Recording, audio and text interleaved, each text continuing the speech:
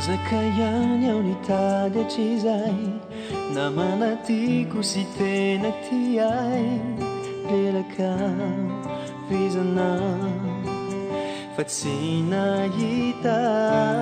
namitaka izo tontolo izao neveriko hitondra fiainam-baovao ketomany sy talao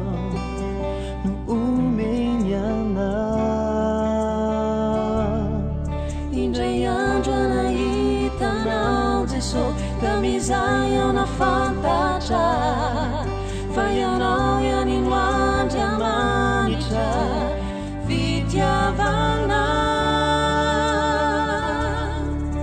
ka tsy niaotrao ny anatona nanolotra ny foko anao dia noraisinao tampitiavany ty foko nitalao na sy mendrika dia novonjenao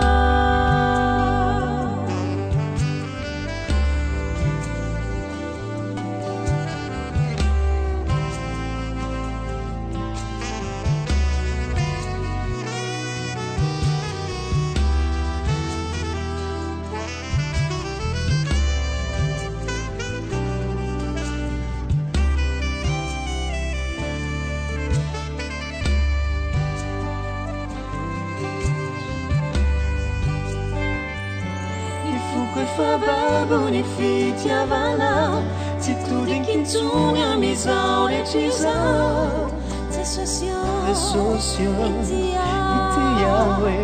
tiako ianao tsy tady afintsony ao ampiaianao ny maso kifantoy kibanjinanao meko anao anjakao e ny fiainako indray andro anahitanao Jesosy tamizay ao nafantatra fa ianao ihany no andriamanitra fitiavana ka tsy niaotrao ny anatona nanolotra ny foko anao dia noraisinao tampitiavany ty foko nitalao na tsy mendrika dia novonjenao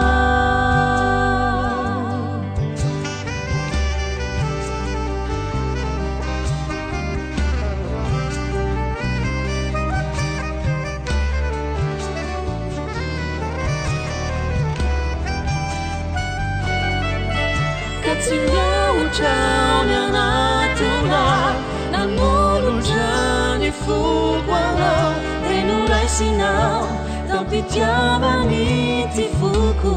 nitalao na tsy mendrika dia novonjenao ka tsy niaotrao ny anatona nanolotra